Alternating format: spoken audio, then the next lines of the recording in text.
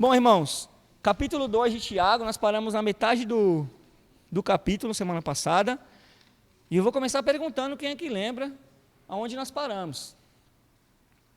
Quem lembra onde nós paramos?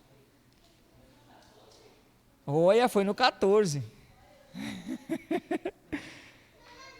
No versículo 14, nós estávamos falando sobre a fé sem obra. Vocês lembram? A fé sem obra é válida?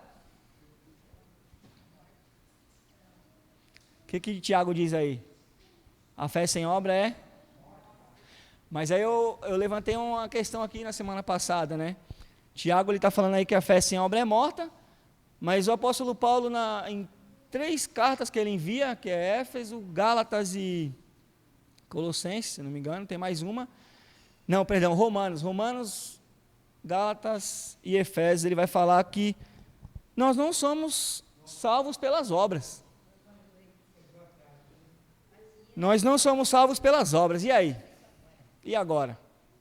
Vocês lembram desse questionamento aí? Tiago está falando uma coisa e Paulo está falando outra. Então tem uma controvérsia na Bíblia, a Bíblia está se contradizendo. Vocês lembram? Nós falamos aqui semana passada. Por que Paulo falou que nós não somos salvos pelas obras? Tiago fala que a fé sem obra é morta. Quem está certo? Pode pegar aí o microfone aí. Isso. O contexto que Paulo ele usa lá. Pode falar. Tá ligado já. É as obras da lei, né? Que o apóstolo Paulo está falando. E Tiago já não, né? Isso. O contexto que Paulo usa, a Bíblia não se contradiz nunca, a Bíblia é perfeita. O que Paulo estava dizendo era que ele estava falando com o judeu queria viver fazendo obras da lei. É por isso que ele fala assim, olha, nós não somos salvos pelas essas obras que estão fazendo aí. Né? É pela graça. Se você olhar no contexto, ele vai falar assim, depois que ele fala das obras, ele fala pela graça. Graça através de Cristo, ou seja, a lei foi cancelada na cruz, né? Em Cristo. Parou. Tiago não, Tiago está mostrando bem claro que não adianta você crer, você está aqui, né, você falar que tem fé, mas você não tem obra. É uma coisa que a sua fé fosse morta. Não dá para ter fé, dizer que tem fé.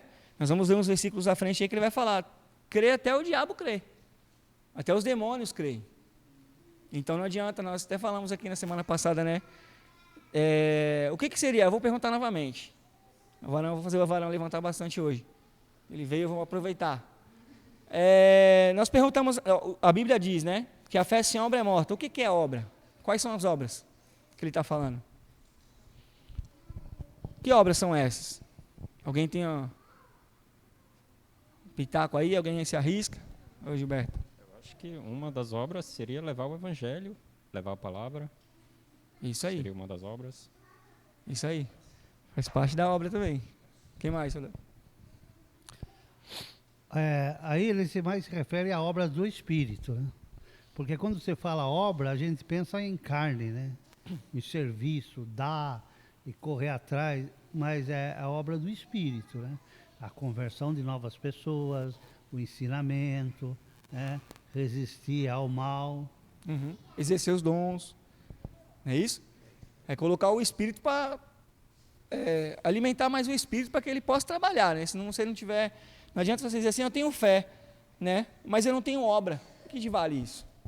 Tem um monte de gente que vai perguntar aí, tem fé. Agora semana passada mesmo, sábado passado agora, né?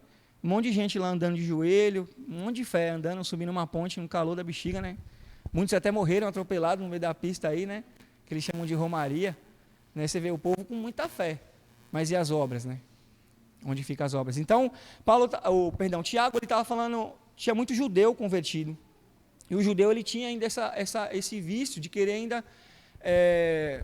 eles tinham esse costume, né? No começo, Jesus batia muito de frente com isso também, porque eles queriam ensinar, eles costumavam ensinar, mas não praticar.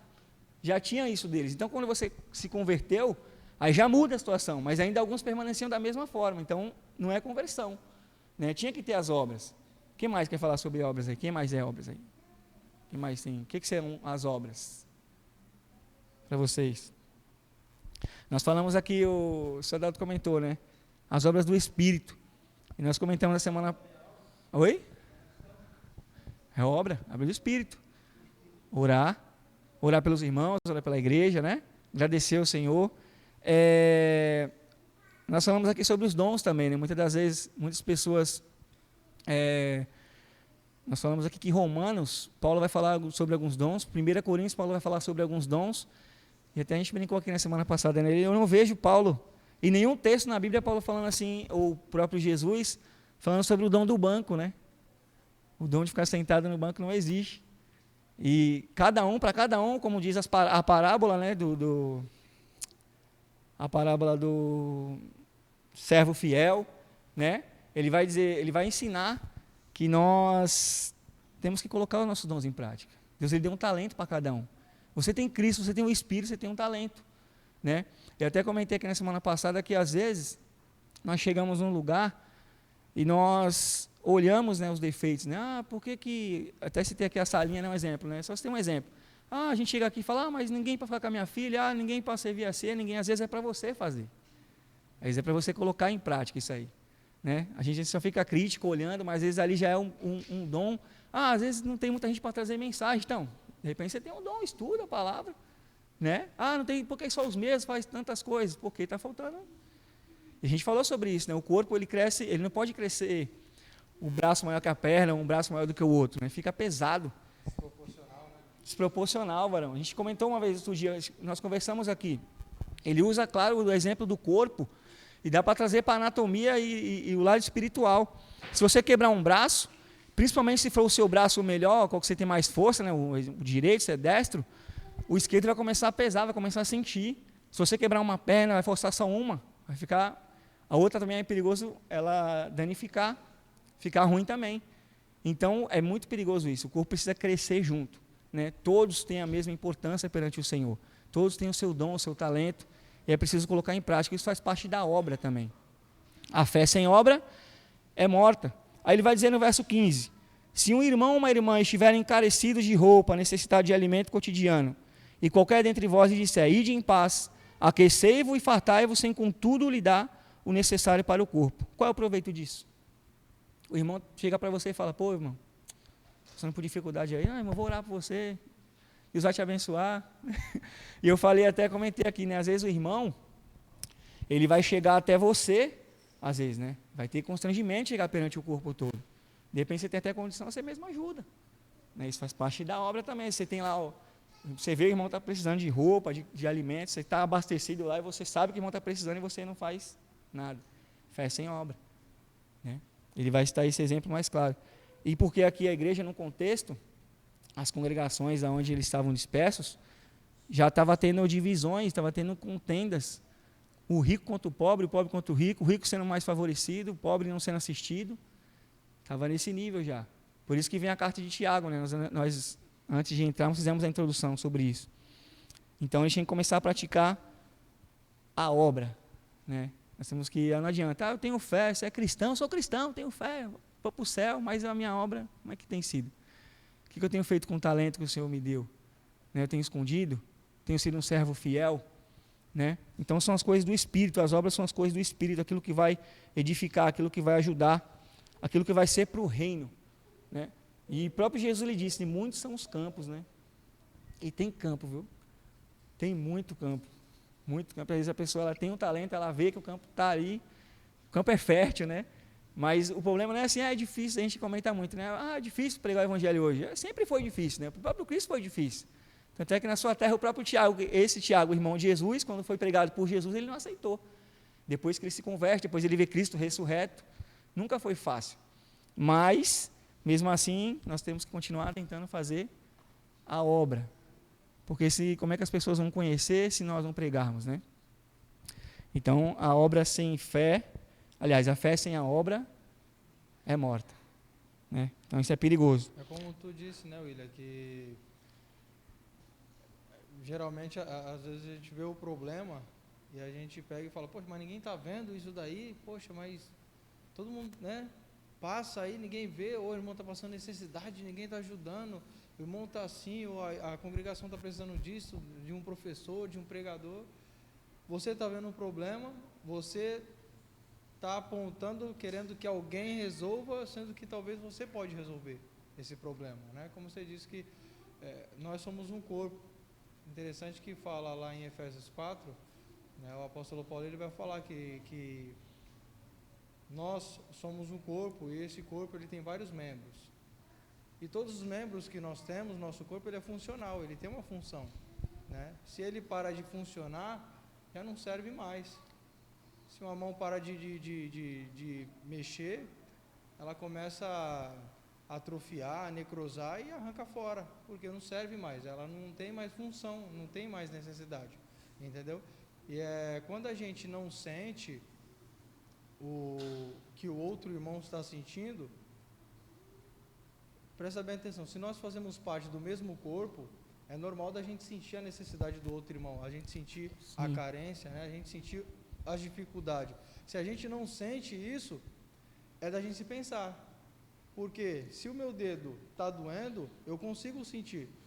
Se eu não estou sentindo, alguma coisa de errado tem, porque talvez o dedo que está doendo não faz parte do meu pé. Então, se por acaso a gente não está sentindo a necessidade do irmão da igreja, a gente não consegue ajudar, a gente tem que parar e pensar, será que eu estou no corpo? Porque eu não estou sentindo.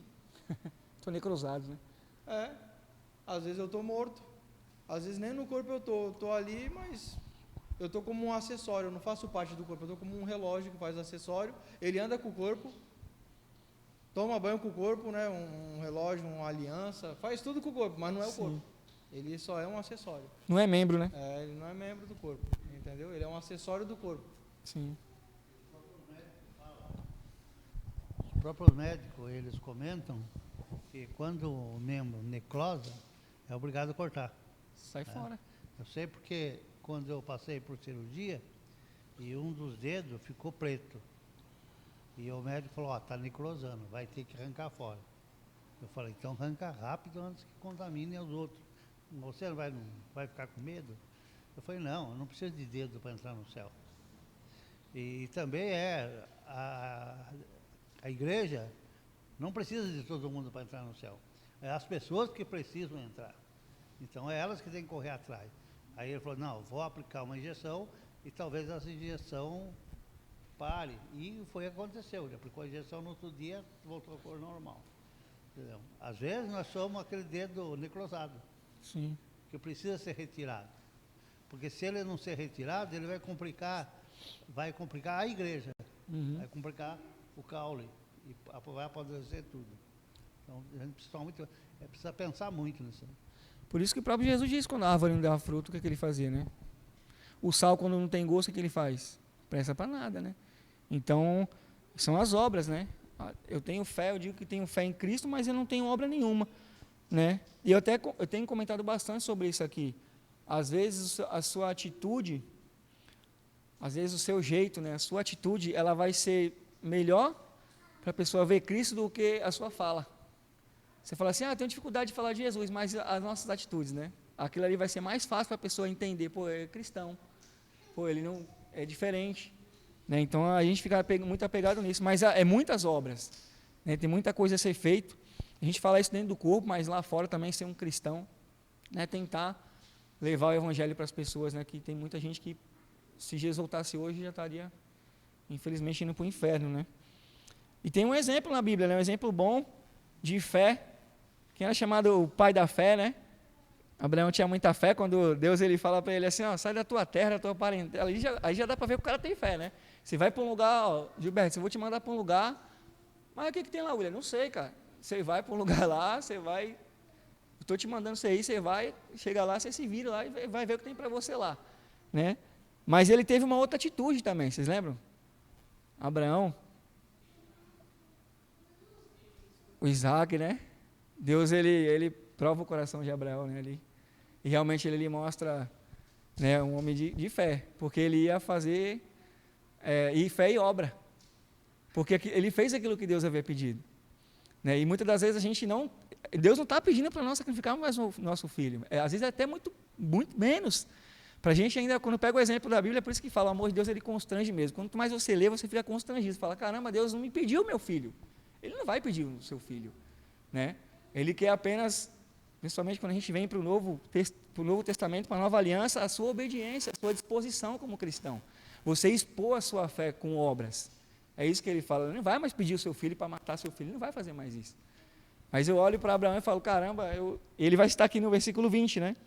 Queres, pois, ficar certo, homem insensato, de que a fé sem obras é inoperante? Aí ele vai dizer assim, não foi por obras que Abraão, nosso pai, foi justificado quando ofereceu sobre o altar o próprio filho Isaque? Às vezes nós não queremos sacrificar nem o nosso tempo, né? Às vezes não quero sacrificar nem 20 minutos do meu dia, imagine meu filho. É difícil, né? Deus, ele pedia coisas pesadas, né? Hoje, às vezes, quer uns minutos do nosso dia, a gente não entrega para o Senhor. Você vê que não é muito, né? Cada um, como o Varão estava falando, cada um entender o seu papel, entender o seu dom, entender quem você é em Cristo, você começar a colocar isso em prática, o reino ele começa a ter maior, a engrenagem começa a funcionar mais rápida no reino. E a Bíblia fala que Jesus, nem ele sabe o tempo que ele vai voltar, né? Nós não sabemos o dia da volta de Cristo. E quando Jesus voltar, nós vamos estar perante ele vai olhar para nós e falar assim, o que você fez com o dom que eu te dei? Ah, Senhor, eu escondi. Lembra lá que eu fiz com a árvore lá? Lançado fora. Então, é uma responsabilidade sobre nós, né? De colocarmos em prática. Eu estava comentando aqui que nesses dias, né, quando a gente vem para cá para o estudo, quando a gente está aqui no domingo, é só preparação, cara. A gente vai afiando a espada aqui, né? Você vai preparando a sua armadura para você sair daqui e tentar lá fora sair e colocar a sua fé em ação. E a fé em ação, ela vem através das obras, né? Will, a gente pode falar, entender, então, que a fé é confiar e a obra é obedecer, né? É isso aí. E não tem como separar isso, né? A fé é você confiar naquilo que Deus prometeu. Sim. E obedecer é executar, obedecer, né? Concretizar Concretizar. aquilo que ele... O próprio Jesus, ele foi um exemplo claro ele falava, ele ensinava, né? Jesus, ele pregava e às vezes até se tornava chato para muitos. Mas depois, quando ia acontecer com ele colocava em prática. Ele ensinava para os discípulos o quê? Quando derem um tapa na sua cara, né? Se dê outra face. E quando bateram nele, o que ele fez? Né? Ele disse assim, não paguem o mal com o mal. E quando ele foi humilhado na cruz, o que ele fez? E as autoridades falando, você não vai se defender, poxa, mas você não fez nada, você não vai se defender. Aí lá em Isaías a gente lê a profecia, né? Ele foi como ovelha muda ao matadouro. Então, fé anda com obra. Não tem jeito.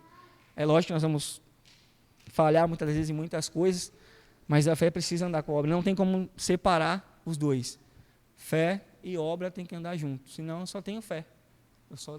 Eu creio que existe o Cristo, mas eu viro um religioso, né? Versículo 21 ele fala sobre Isaque. No 22, vês como a fé operava juntamente com as suas obras. Com efeito, foi pelas obras que a fé se consumou. E se cumpriu a escritura, a qual diz, ora, Abraão creu em Deus, e isso lhe foi imputado para a justiça, e foi chamado amigo de Deus. Verificais que uma pessoa é justificada por obras, e não por fé somente. Né? Nós somos justificados pelas obras também, né? Não somente pela fé. As nossas obras também serão cobradas, né, naquele dia, né? E as tuas obras lá que você fez, né? E os talentos que eu te dei, né? O que você fez com os talentos? Uns multiplicaram, outros enterraram. Né? Então, às vezes esse talento que está enterrado, é interessante isso, né? Às vezes esse talento que está enterrado é aquele talento que seria usado para talvez alcançar uma pessoa. E a Bíblia fala, quando você consegue pregar a Cristo e a pessoa se converter, cobre-se uma multidão de pecados, né? Olha só, o efeito que faz às vezes um talento. Às vezes, não, pouquinho que eu não fiz, já faz toda a diferença. Um pouquinho que o nosso membro, é que nem o Varão estava falando, se um membro do seu corpo, o seu dedinho está doendo, você sente, o corpo todo sente, a mente sente.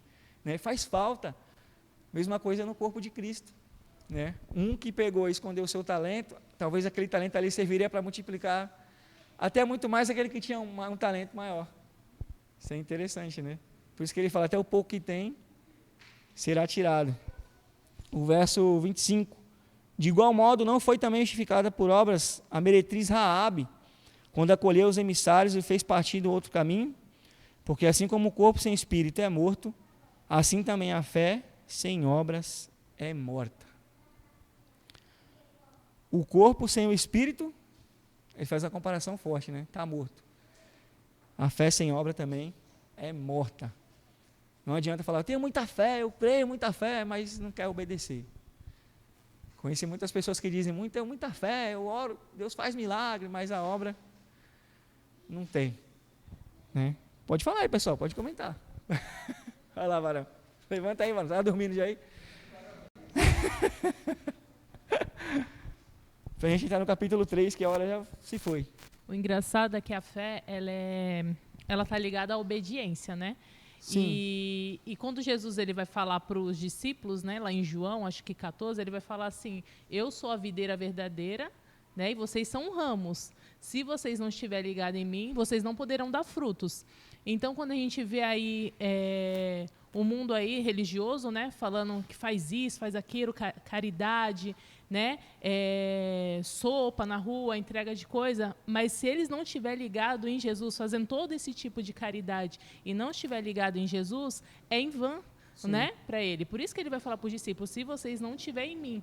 Então, não adianta a gente falar que a gente tem obra e a gente não estiver ligado nele, obedecendo a palavra, né? Sim. Porque que nem Deus vai falar para Abraão, né? Depois que ele faz entrega o filho, ele fala assim, agora eu sei, né? Que você é obediente, né? Que você serve a mim. Então, é isso que a gente precisa entender, né? Que ela vai andar junto, né? A fé, obra e ligado na videira verdadeira vai fazer a gente gerar frutos, né? Porque a gente está ligado em Jesus, né? Então, se a gente não estiver ligado em Jesus, a gente não consegue fazer as obras realmente que a gente vai entregar no grande dia, né? Sim. No capítulo 3, a gente vai falar um pouco sobre isso, porque ele fala que a boa sabedoria, ela vem do alto. Né? A sabedoria aqui terrena, ela vem do próprio Satanás. Né?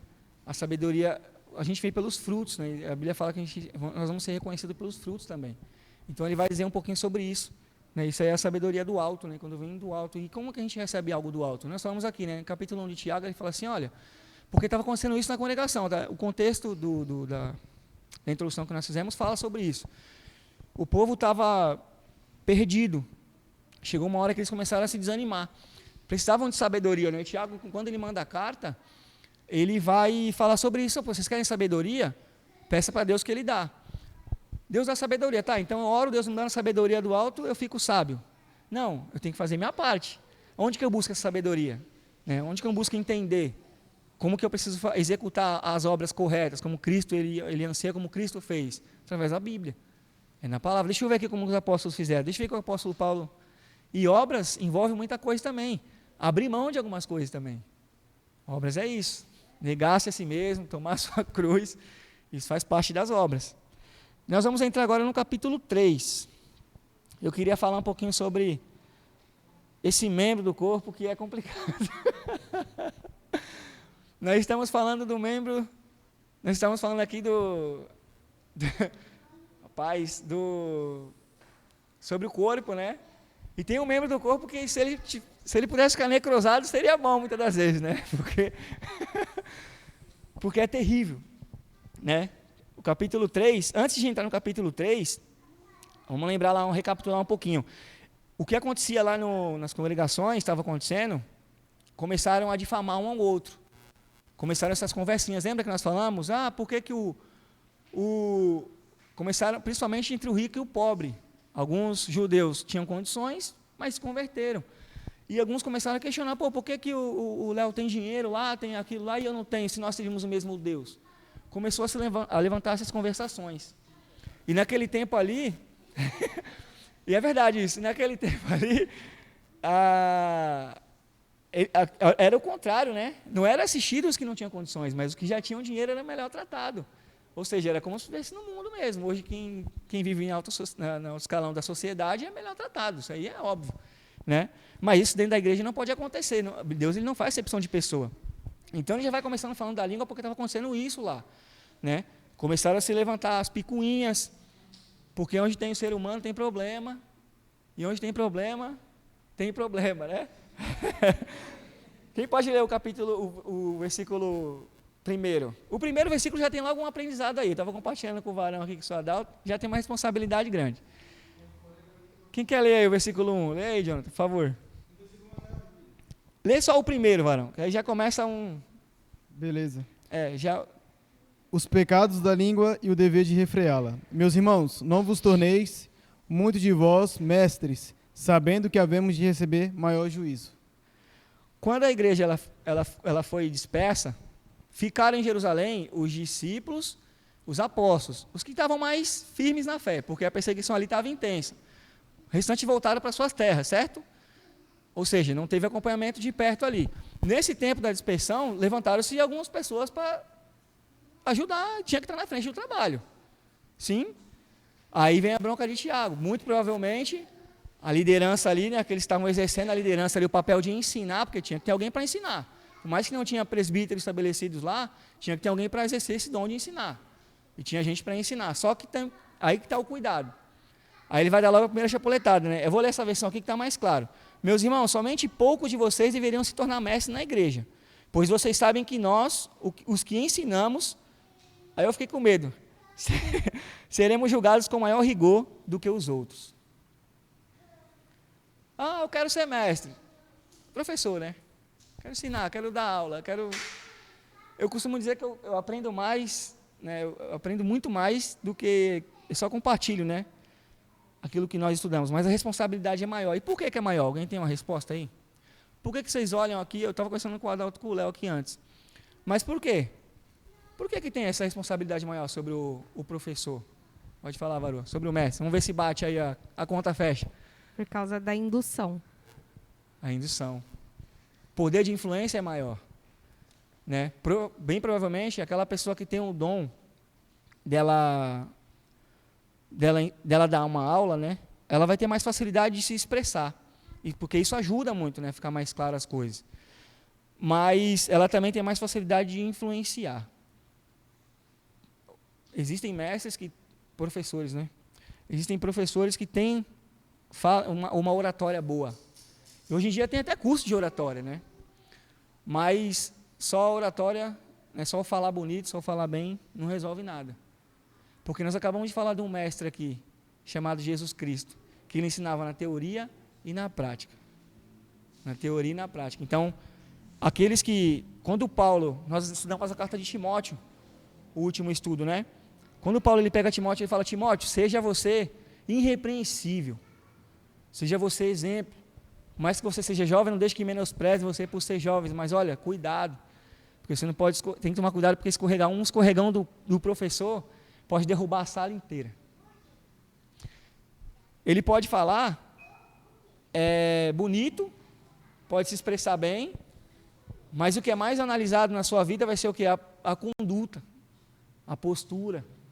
Porque já pensou, eu estou aqui agora, né, a gente está compartilhando o estudo junto, aí amanhã lá fora acontece uma situação, né, ou então eu mesmo aqui tentando colocar alguma coisa que não está na palavra, ou tirar alguma coisa da palavra, poder me beneficiar, para poder justificar o meu pecado.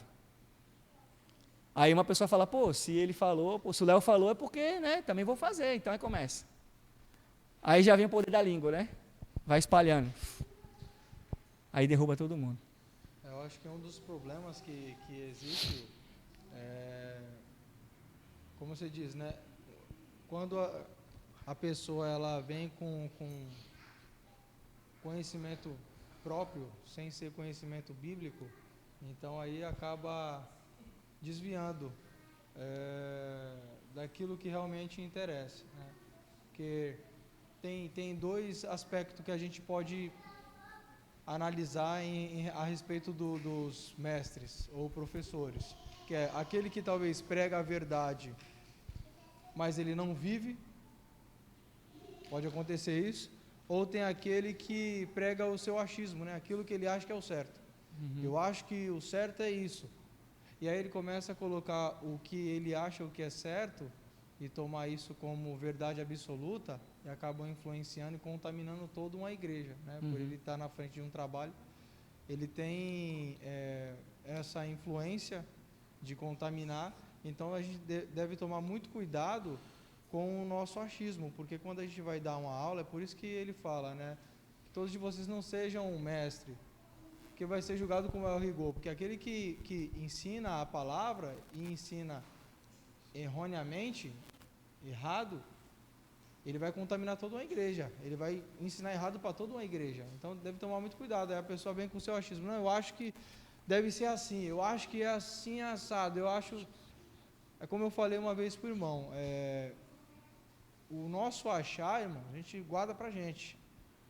E a gente tem que expor aquilo que a palavra diz. A palavra diz isso. A palavra diz isso, legal. A palavra não diz, irmão, a gente pode achar algo pessoal, aí é você e Deus. Agora você ter isso como uma verdade absoluta e querer passar como uma doutrina, era o que acontecia com os fariseus. Por que Jesus ele ia contra os fariseus?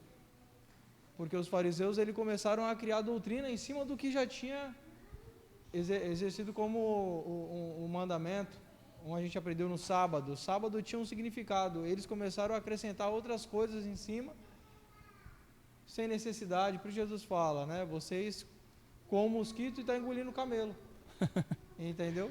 Então a gente deve tomar muito cuidado. Só para mim não tomar a aula do nosso irmão William, devemos tomar cuidado com aquilo que a gente ensina, que seja somente a palavra. Aquilo que a gente acha, irmão, a gente guarda para a gente e a gente vê o que é bom. Porque aquilo que você faz para Deus, você e Deus, amém. Agora você não pode ter isso como verdade absoluta, querendo impor uma doutrina, criar doutrinas que a palavra já foi. Sim. Já foi selada já, né? O próprio Jesus, ele sendo perfeito, quando foram chamar ele de bom, né, ele, não, bom é meu pai, né? As pessoas, às vezes, ela cai nessa percepção, às vezes, do ensino errado, né? O professor vai ensinar errado, mas as pessoas, às vezes, ela abraça o ensino errado e ela vai junto com o professor, né, no caso, com aquele que está ensinando.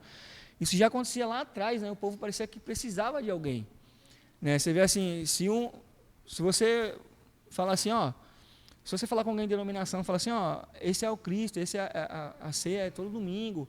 Você explicar para a pessoa, ela vai relutar para que ela entenda, para que ela aceite, na verdade. Mas se o líder dela, lá de onde ela congrega, falar, vem todo mundo.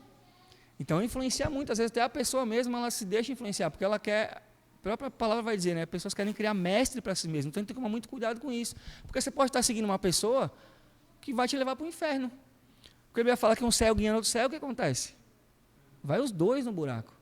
Então, a gente precisa tomar cuidado com isso, né? Lá em Romanos 12:7, Paulo ele fala assim, se o teu dom é ensinar, então dedique-se ao ensino. Né? Ele está dizendo o que com isso? Ele, então, se esforce para aprender aquilo que, né, que é a verdade, aquilo que você... Porque assim, é que nem a gente falou, vou pedir, eu tenho um dom, né, só um exemplo, eu tenho um dom, vou lá e vou... Só chegar lá e falar, não, você tem que se dedicar ao ensino, saber o que você vai falar. Paulo ele disse para Timóteo, manuseie bem a palavra, seja um obreiro aprovado que manuseie bem a palavra, né? Então a gente precisa, ele vai falar em Romanos 12:7, se o seu dom é ensinar, então dedique-se ao ensino, porque você vai ter que ensinar, você vai ter que absorver o que você está falando, porque é complicado, né? Não é somente falar, né? Chegar ali em cima, trazer a mensagem, falou, já era. Chegar aqui e falar, não, você vai brigar primeiro com você mesmo na palavra, você vai absorver para você a palavra. E quando a gente entende isso, a lapada vem na gente primeiro, né? É que as pessoas acham que a gente só vem e fala assim, não, você está falando é fácil. Não, primeiro vem a pancada aqui, isso tem que absorver, né?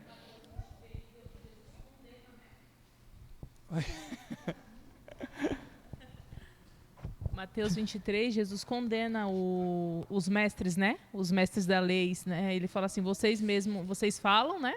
Mas vocês não fazem. É isso aí. Vocês falam, mas vocês não praticam. No versículo 2, então, eu quero ser professor, né?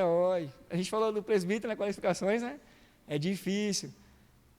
Vou ensinar lá, quero me dedicar, né? Ajudar, né?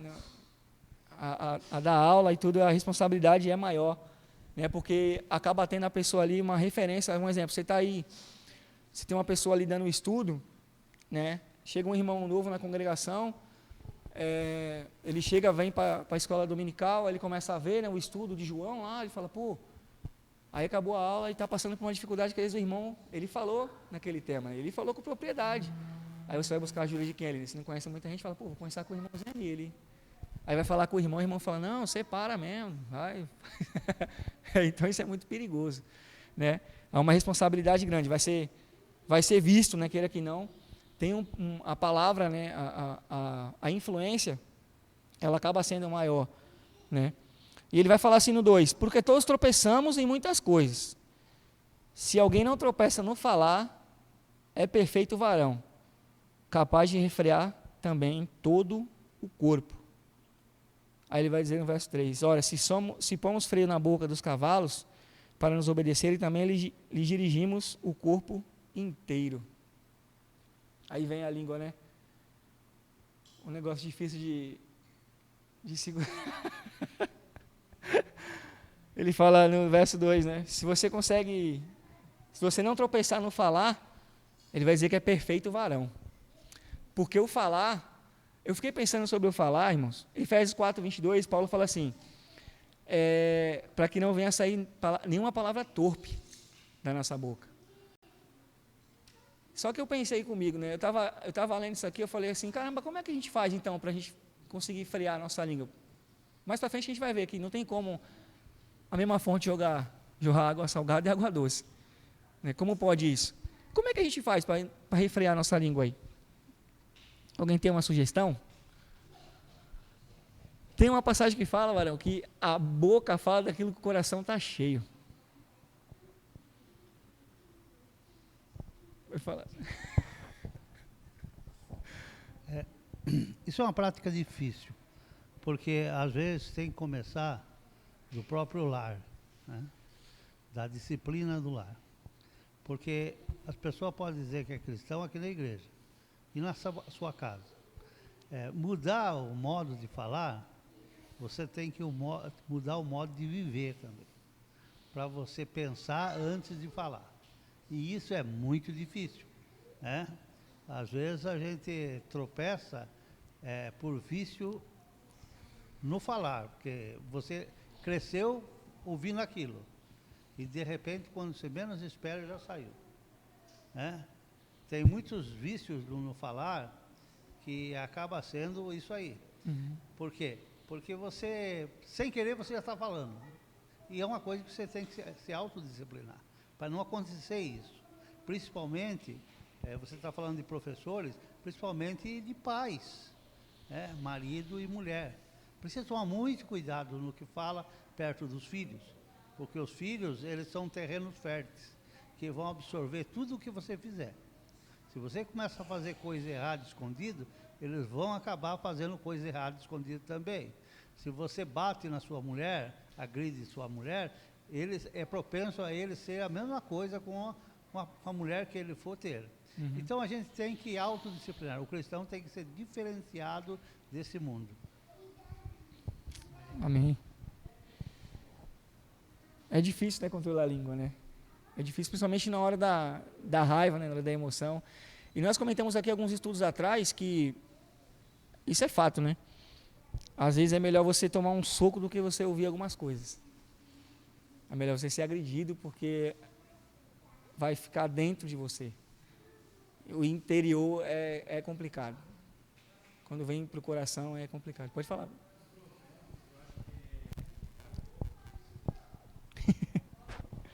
Em Provérbios, eu acho que é capítulo 18, 23. Fala que a língua tem o domínio sobre a vida e a morte, né? E fala para usar com sabedoria. Está marcado aqui, ó. Provérbios 18, 19 a 21. É isso aí. Deu um spoiler para o Pedro. Não, é isso aí. A língua ela tem poder para a vida e para a morte. Para a vida, o que seria? Se você falar de Cristo para alguém, você está dando vida para a pessoa, se ela aceitar, certo? Ou você pode amaldiçoar alguém. A gente comentou isso aqui bastante. Quando a palavra fala lá assim, se vier um anjo do céu, né? Mesmo que vier um anjo do céu pregar para vocês, um evangelho diferente desse aqui, o que ele fala? Seja anátema, seja amaldiçoado. Mas quem vai amaldiçoar a gente? Não é a maldição pelo homem. Nós vemos Tiago semana passada que a justiça do homem, aliás, a ira do homem não opera a justiça de Deus. Então, às vezes nós queremos fazer justiça, às vezes não estou falando nem com as mãos, mas às vezes com a fala. Ofender, xingar, né? Revidar, e aquilo ali vai alimentando dentro da pessoa. Aquilo ali vai entrando e vai criando revolta, né? E as pessoas que estão ao seu redor vão crescendo daquela forma, com ofensas, né? com palavrão. Isso é muito complicado. A língua é um negócio é muito difícil de se domar. Mas a Bíblia diz que do coração, né? A boca fala daquilo que o coração está cheio. Recentemente eu dei um estudo para os jovens falando sobre o coração, a importância de vocês, e a Bíblia fala sobre isso, né? De tudo que você tem que guardar, guarda o seu coração. Porque o seu coração tem que ser um lugar, um lugar limpo, um lugar puro. Porque dali dali é uma fonte que vai sair aquilo que é bom e aquilo que é mal. Se tiver alguma coisa mal, que você peça para o Senhor te ajudar, né? Tirar isso dentro de você. Faça o que você tem que fazer para poder tirar isso do seu coração, essa amargura. Mas do seu coração, do nosso coração, é um depósito. Ou se está saindo coisa ruim, de coisa ruim, se está saindo coisa boa, de coisas boas. Né? Pode falar.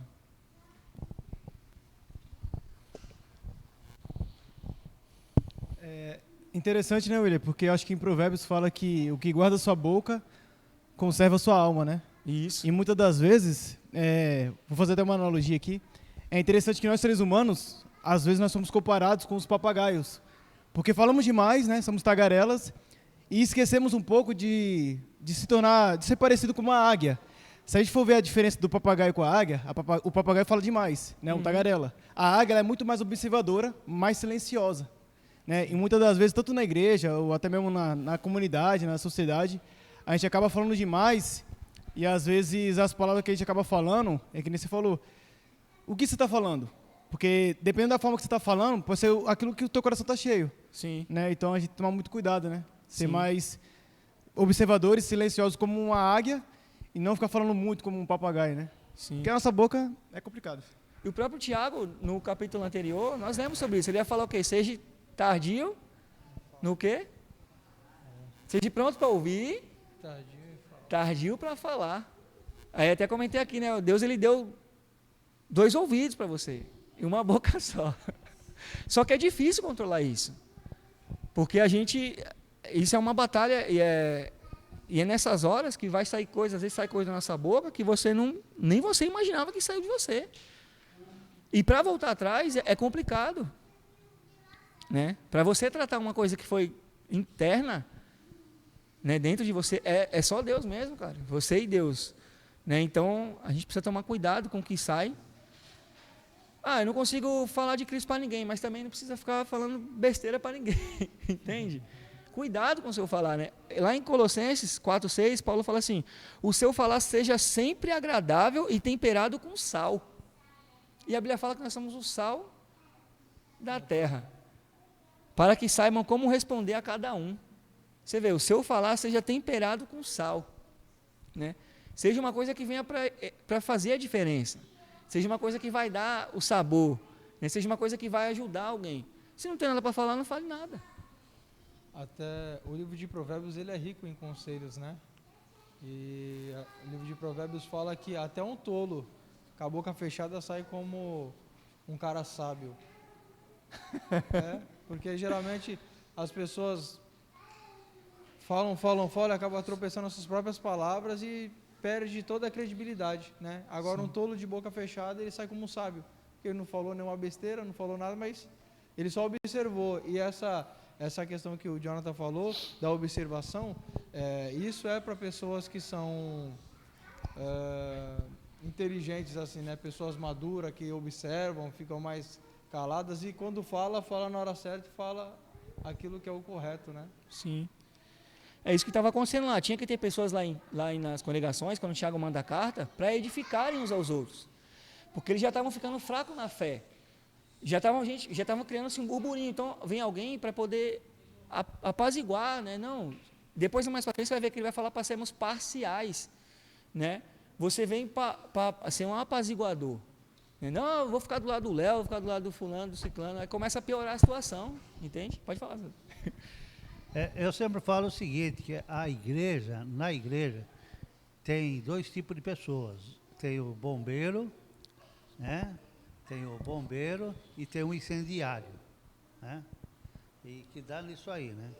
O cristão verdadeiro, ele tem que ser bombeiro, né? E aquele que abre muita boca, ele acaba sendo incendiário. Por quê? Porque ele ouve uma coisa e sai contando para todo mundo, né? Sai contando para todo mundo uma versão que às vezes ele nem sabe direito. E tem pessoas que você fala, aí ele fala assim, olha, se você não vai edificar, eu não quero nem saber. não quero nem ouvir, você não vai edificar.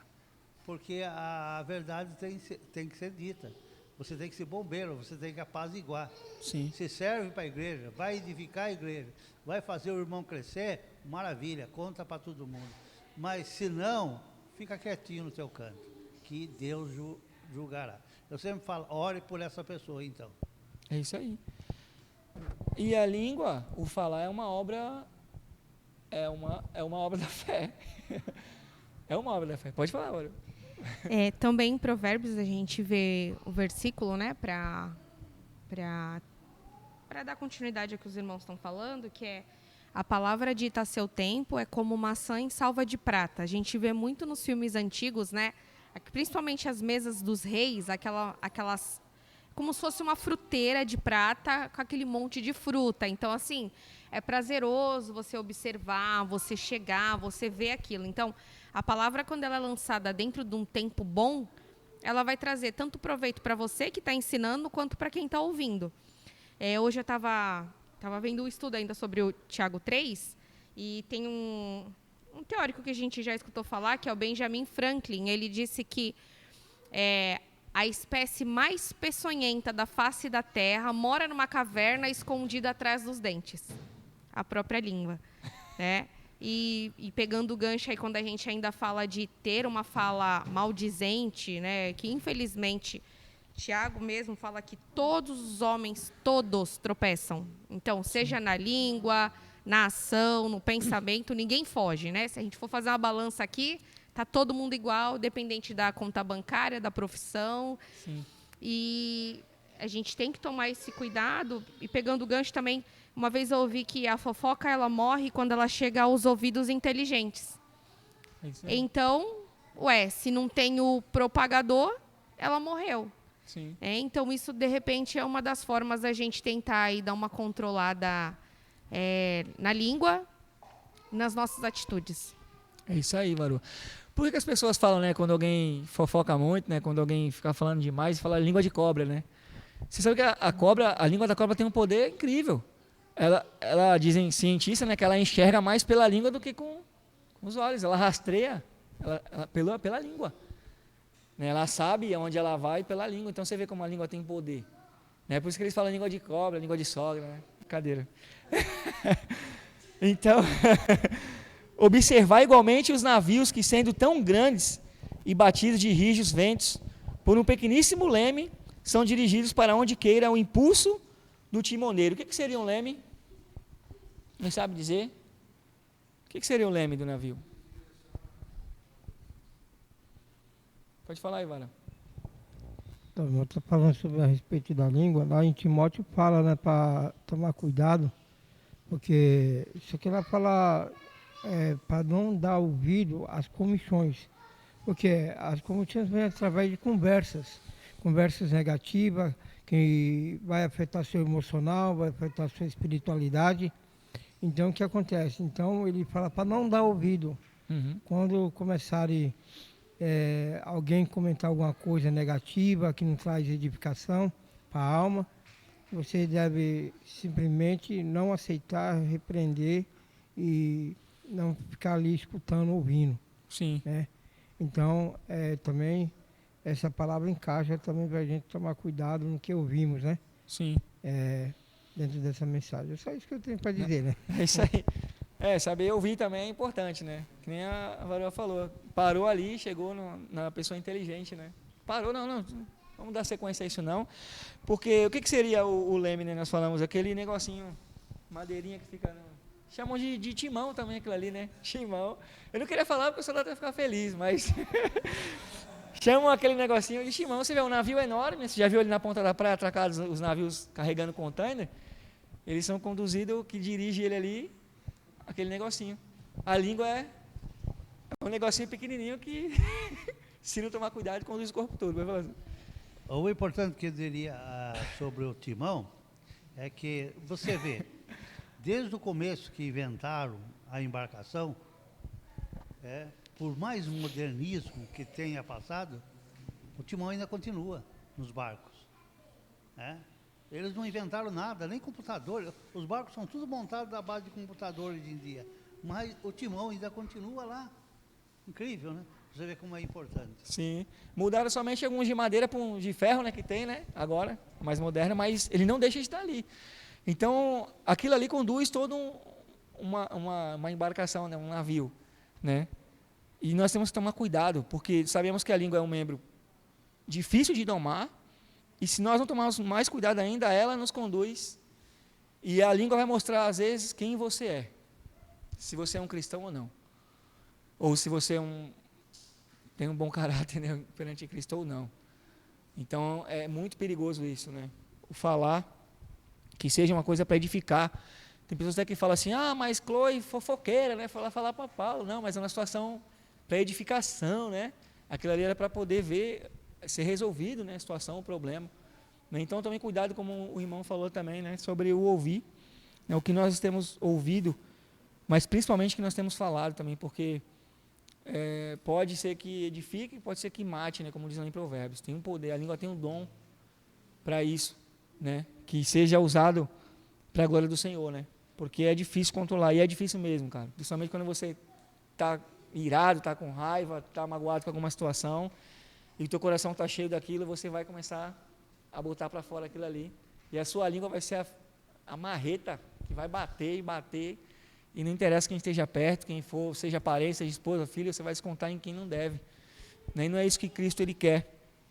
Foi por isso que o próprio Cristo, como nós falamos aqui, foi como ovelha muda, né, o matadouro, foi em silêncio, ele tinha toda a razão possível, né, ele tinha todos os argumentos possíveis a favor de si, mas era necessário que cumprisse aquilo que o Senhor lhe ordenara, ele ser fiel até a morte e morte de cruz. E nós vamos ser provados, né, e aprovados, se assim o Senhor permitir, né, também se a nossa língua não nos atrapalhar. Falar demais às vezes atrapalha demais, né? E não somente você, mas as pessoas que estão ao seu redor, seja no corpo, seja na sua casa, né? Isso acaba matando a fé de algumas pessoas, inclusive, né? Como foi falado, tem coisas que não dá para sair falando para qualquer pessoa, né? Entenda-se quem é um maduro na fé, quem não é. E para a gente entender isso é muito complicado, porque você quer expressar o que está dentro de você. Eu estava falando com jovens estudando sobre depressão, né? Um assunto forte. E eu estava vendo sobre Moisés, quando o povo pede lá carne, né? O povo enchendo o saco de Moisés, vão até a tenda de Moisés, começam, as suas famílias junto com, vão até a tenda de Moisés, começam a pedir, reclamar. E se você for ler lá, depois eu mando o texto lá, Moisés, ele abre o coração, ele chega perante o Senhor e fala, Senhor, por que o Senhor me colocou esse peso então? Por que o Senhor não tira logo a minha vida e acaba logo com isso, né? Ele chegou ao ponto. Mas eu achei interessante, eu compartilhei com eles, que existe alguém para nós desabafarmos, ninguém melhor do que o seu pai, o Deus que conhece o teu coração e sabe o que está dentro de você. Então, se tem alguém que nós precisamos, às vezes, abrir o nosso coração, e ele não vai contar para ninguém, é o Deus. E quando você não conseguir, tem um Espírito Santo que intercede por você. Então, ninguém melhor do que o nosso pai, para nós abrirmos o nosso coração, Senhor, eu estou irado hoje, eu estou chateado com isso, tira isso do meu coração. Se tiver que resolver com alguém, com a pessoa que te magoou, resolva com a pessoa também, isso é importante. Mas antes de você despejar a sua ira, o que está dentro do seu coração, seja ruim, em alguém, matando alguém muitas das vezes, chega perante o Senhor e fale com Ele, é seu pai. Né? Põe para fora, Senhor, eu estou triste com fulano, estou triste com ciclano, me ajuda nisso. Aí você vai ler a Bíblia e vai falar assim, vai lá pedir perdão lá, mas eu estou certo, não interessa. Né? Então, Deus, ele nos ouve. Né? Ele nos ouve. Então, despeja no Senhor. Moisés, ele despejou, pensou, Senhor, era melhor eu ter morrido aqui, porque o Senhor me colocou esse peso aí, né? Esse povo chato, mas existe um Deus que cuida de nós e nos ouve. Pode falar, Senhor. O importante é que a igreja, ela atente para esse detalhe de, eu falei em espírito, eu falei no coração. Não, você tem que abrir a boca e falar mesmo. Quando eu passei por um problema gravíssimo, mas gravíssimo mesmo, eu cheguei para Deus e falei, e agora, Senhor? O que eu faço? Preciso de você, preciso do seu conselho, preciso da sua saída. E milagrosamente, foi segundos, mudou a minha mente. entendeu? E eu consegui resolver o problema. O problema parecia que não tinha mais fim, né? Mas eu cheguei e falei, bom, orar eu sempre oro, mas agora não é orar, Senhor, agora eu preciso ter uma conversa com o Senhor, porque eu preciso disso que aconteça. Sim. E é incrível. Então, quando você estiver com depressão, principalmente com depressão, porque o depressivo, ele fala demais. Sim. Não. Quando você estiver falando demais, você tem que parar um pouquinho e pensar, ixi, acho que eu estou com depressão. Por quê? Porque eu estou falando de centenas de assuntos misturados ao mesmo tempo. Então tem que falar para Deus. Mas falar mesmo, ó, Deus, sou seu filho, né? Santo Espírito que dá dentro de mim. Faça a ligação, mas eu preciso falar com o Senhor. É isso aí. E Deus ele, que nem o soldado falou, Deus ele sabe o que você está passando. Porque ele é onipresente, onisciente, onipotente. Ele sabe como você está. Porque ele sonda o teu coração. E ele sabia como Moisés estava também. Ele não podia ter muito bem intervido logo, falando, peraí, meu filho está sofrendo muito mesmo, eu vou logo intervir. Não, ele esperou Moisés se abrir. E quando você lê o contexto lá, depois que Moisés ele desabafa com Deus, ele fala para Deus assim, Deus, ele fala assim mesmo, tira a minha vida. Que o Senhor me mate logo, porque eu não aguento mais isso aqui que o Senhor colocou sobre mim. Isso no versículo 15, não me lembro o capítulo. Mas no versículo 16, a Bíblia fala assim que Deus ele já separa 70 homens, já vem, né? Já atende Moisés, já cuida, ele sabia. Deus podia olhar para Moisés e falar, Moisés quer morrer? Então tá bom, tchau. Deus ele sabe, mas ele quer ouvir da nossa boca.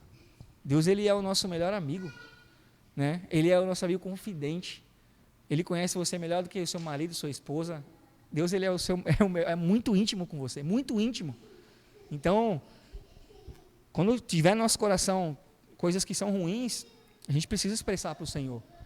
Precisamos colocar para fora, falar para Deus mesmo o que está acontecendo, porque vai ser bom, você vai colocar para fora, vai esvaziar o tambor, e Deus ele ao mesmo tempo vai, né, através do Espírito, consolar você, vai te orientar, te ajudar. Pode falar, mano. Oi, já nesse raciocínio que a gente está falando sobre falar para o Senhor das nossos problemas, nossas dificuldades, a gente vê também o exemplo da Sulamita, né? Que foi uma mulher a qual recebeu a profecia de Eliseu, que ia ter um filho, o filho dela morre, e quando ela está indo de encontro a Eliseu, é interessante que ela não falou nem para o marido. Quando ela chega perto de Eliseu, vem Geazi, ela não fala para ele pergunta, tá tudo bem? Tá tudo bem. E ela foi, quando ela chega em Eliseu, ela conta o problema dela, mostrando que não precisamos sair por aí espalhando aos quatro cantos do mundo sobre, às vezes, algum problema ou alguma dificuldade que nós temos. Nós já temos a pessoa certa que pode resolver o nosso problema, que é o nosso próprio Deus. É isso aí. Né? Ela não falou para o marido, não preocupou o marido que estava trabalhando, ela não falou para Geazi, Sim. mas ela falou com Eliseu, que era um homem de Deus. Ela sabia. Então, a gente deve pensar que a gente tem o nosso Deus que está ali sempre de braços abertos, como um pai, né? Não como um açougueiro para nos servir o que a gente quer, a hora que a gente quer, mas como um pai que vai ouvir os nossos problemas, vai nos aconselhar, vai vir com a solução para as nossas vidas. Sim. Né? Então, devemos pensar muito nisso. E também tem pessoas que a gente pode conversar. Sim. Pessoas que são capacitadas, pessoas que têm maturidade, né? Que são um exemplo na igreja, que a gente pode se aconselhar. Eu acredito que tem. O apóstolo Paulo ele fala que tem pessoas sábias na igreja. Sim. Ele fala, tem pessoas sábias. Procura as pessoas, né? Quando ele vai resolver um problema lá, que fugindo um pouco do assunto, que o outro quer colocar na justiça, ele, não tem nenhum de vocês sábio na igreja que pode resolver isso? Uhum. Tem pessoas sábias, tem pessoas com maturidade que pode te ajudar, te aconselhar. Então, que a gente possa refletir nesse assunto, de vez sair contando para vezes alguém que não pode nos ajudar em nada. Sim, né? Isso é bom. Isso é importantíssimo, né? Só cuidado com o incendiário, né? Mas é isso, irmãos, já é 9h04. A gente parou no versículo 4, né? Como a gente tem conversado, não precisa ter pressa, né? De correr. Enquanto Cristo não voltar, a gente vai ter tempo para estarmos aqui. Para mim foi bom, porque quanto mais pessoas participam, né? Isso é melhor. né, para mim, porque também preciso ouvir, porque é uma área muito difícil essa, muito difícil, né, porque quando você está angustiado, o Léo falou da sunamita, né, tem um exemplo também de Cristo, pô. Quando ele estava angustiado no Getsemane lá, ele, por mais que ele tenha chamado, né, os discípulos ali, Pedro, Tiago e João com ele foi perante quem, né, o Pai, e ele colocou para fora aquilo ali que ele estava sentindo. Poxa, se Jesus não podia também, não, vou chutar o bar, desabafar com alguém, vou falar mesmo, descontar em alguém, não, ele foi direto para o Pai, porque Deus, ele é confidente seu, Deus, ele é confidente. Mas o Varão falou uma coisa importantíssima aqui, tem pessoas que são maduras também, né, encontre essas pessoas para pedir ajuda, pessoas que já viveram bastante, muita coisa, né, em várias áreas, financeira, casamento, né, seja qual for a área, cuidado, né, para quem você vai expor a sua vida, mas isso é muito importante. E esse exemplo mostra que muitas das vezes, o que às vezes você está passando, é só eu, você e Deus. Como o próprio Jesus ali levou os discípulos com ele, mas ninguém pôde ajudar ele. Às vezes a gente, né, poxa, ninguém consegue me ajudar, porque às vezes é só você e Deus. Temos pessoas fiéis, pessoas que são maduras que podem te ajudar, mas tem momentos que é só você e Deus, que ninguém pode te ajudar, é só você e Deus. Às vezes é uma lição que o Senhor quer te ensinar, não tem para onde fugir, é só você e Deus. É o particular com ele, né? E se você está achando ruim com ele, você trate com ele. Amém, irmãos? Nós paramos no versículo 5, tá? Vamos continuar falando sobre a língua, vai falar que a língua é um fogo, né? Vai falar muita coisa, né, sobre a língua. Se Deus permitir, né, se Jesus não voltar até a próxima terça, e parece que para mim a terça está sendo amanhã, está passando tão rápido o tempo, né, que parece que amanhã já é terça de novo, né, todo dia é terça, mas Deus seja louvado, né, que Deus abençoe cada um. Até amanhã. Amém, irmãos? Mas assim, vão dando estudada, né, olhem a palavra, né, estudem mesmo. Tem bastante referências que falam sobre o falar, sobre o comportamento, sobre essas coisas assim. Isso é muito importante para nós, porque realmente a língua é um negócio tenebroso, cara.